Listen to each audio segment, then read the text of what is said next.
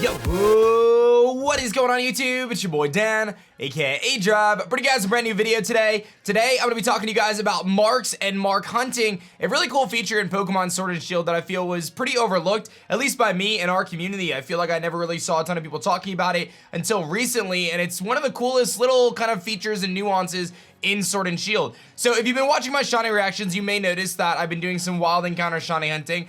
We got a Tyro, we got Drillbur, Vanillite, and things like that. And when I captured Pokemon in the wild, I've been checking to see if they have a mark. Now, for those who don't know, marks are essentially ribbons that Pokemon can obtain just randomly in the wild, and there's other ways to get them as well, but it's a kind of a cool little added effect or added extra for a Pokemon, especially when it comes to a rare Pokemon like a shiny. So us shiny hunters will often go through great lengths to get a cool shiny and a cool Pokeball and get the right stats and EVs and everything like that, but marks are kind of, like I said, an added benefit. So let me show you guys a little bit about marks and kind of what they are and how you can go about getting them, and this will hopefully encourage you guys to dig into your boxes and see if you have any cool shinies with marks. Be sure to hit that like button down below, subscribe if you guys are new, and let's jump into it. So when I take a look at my box here, I've got this box over here which I nicely lined up for you guys with some marks in it. I'm trying to figure out where it is. So there's a few marks. I've got this Gothitelle here, and Gothitelle has the mark Master Rank Ribbon, which means that I beat a guy in the Master Ball tier. So now, if I were to activate this mark and send out my Gothitelle into a battle,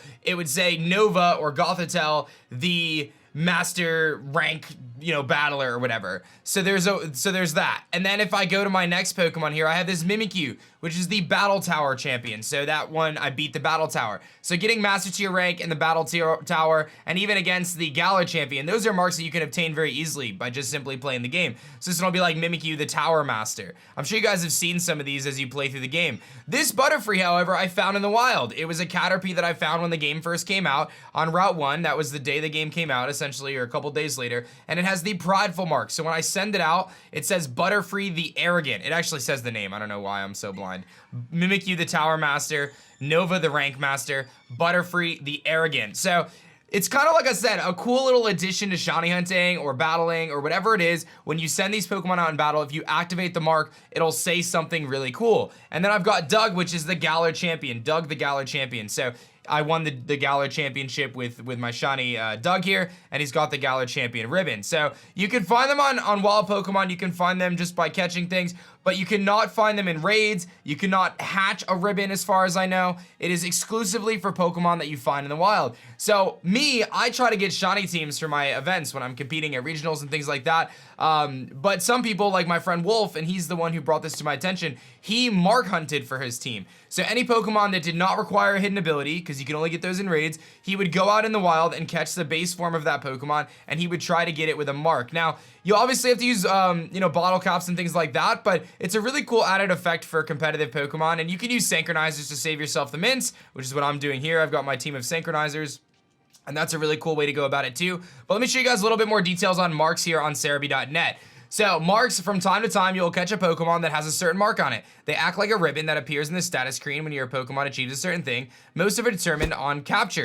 It's not currently clear how common the marks are, but I will say, through some testing, it's believed to be maybe about 2%. They're pretty rare, but about 2%. So Mark's effect is it sends it in a battle. Magikarp, the catch of the day. So there's different taglines that you can get on different Pokemon. If you caught him in the middle of the day, you can get lunchtime, sleepy time mark at night, dust time mark, the early riser. So imagine sending out like Snorlax the dozy or Snorlax the sleepy. That's so sick in my opinion. Vikavolt, the thunderstruck, right? Like, Ice-Cube, the shivering. Like, there's so many cool things, man. I don't know about you guys, but I just feel like this is the coolest one. The chosen one. I think that, like, the Meowth might have that one. I'm not sure if you can actually just get that one. But you catch a Pokemon in Fog, the Mistdrifter. Mimikyu, the Mistdrifter. Tyranitar, the Sandswept. Like, you can see how this would be so cool, and some are way rarer than others. I know there's one that I really like. I named my Vikavolt Overdrive.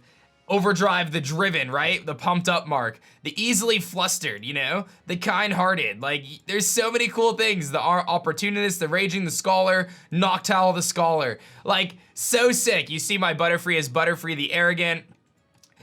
You can do all sorts of stuff with these marks. And again, they're very rare to get. All Pokemon will have a chance to get these marks. This one is very rare, apparently, the Recluse. When you cook, you can get the curry connoisseur. If you get a Pokemon that comes to your camp while you're cooking, you can find different weather effects to get the different ones. So you can kind of manipulate things and try to get them, but it's really as simple as just catching a Pokemon. So like, let's say I want to get my Growlithe. Now I'm shiny hunting Growlithe right now, so that's kind of why I'm here. But let's say I encounter a Growlithe, I find a Growlithe. Let's say I want to use a competitive Growlithe with a mark. I don't care about the shiny. Now granted, you obviously can shiny hunt and try to get a shiny with a mark. That's going to be very difficult to do, but if you get one, it would be really, really sick.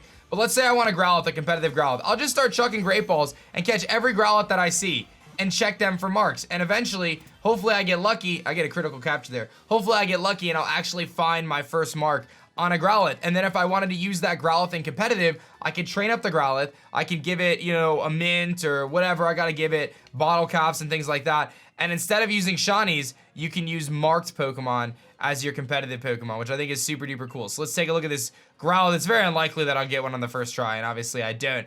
Like I said, it's expected to be about a 2% chance, so a pretty rare situation. But again, you can just go around, you can catch a bunch of the same species of Pokemon or different species of Pokemon. You can catch the Zigzagoon, whatever you want. Whatever, like say you're building a team and you want to use something with a mark on it. That is how you would hunt it. Very, very cool. Go through your boxes, see if any of your shinies in the wild have marks. Again, please do remember though, they're only obtainable in Pokemon in the wild, in terms of the wild marks. Now, obviously, again, you can get the Battle Tower one and things like that just by playing the game. But for those who are who are interested in getting them on your competitive Pokemon or whatever, you have to catch the Pokemon in the wild. And I'm curious if any of you guys have any rare shinies with rare marks. I'll link the mark page in the description below so you guys can check that out if you're interested in getting a little bit more deeper look into Cerebee's page on that. And happy mark hunting. I just wanted to share this with you. I thought it was the coolest thing when I found it, and a lot of people have been asking me about it. So thank you guys for watching. My name is Dan. I also go by aDrive, and I'll see you guys on the next one. Peace.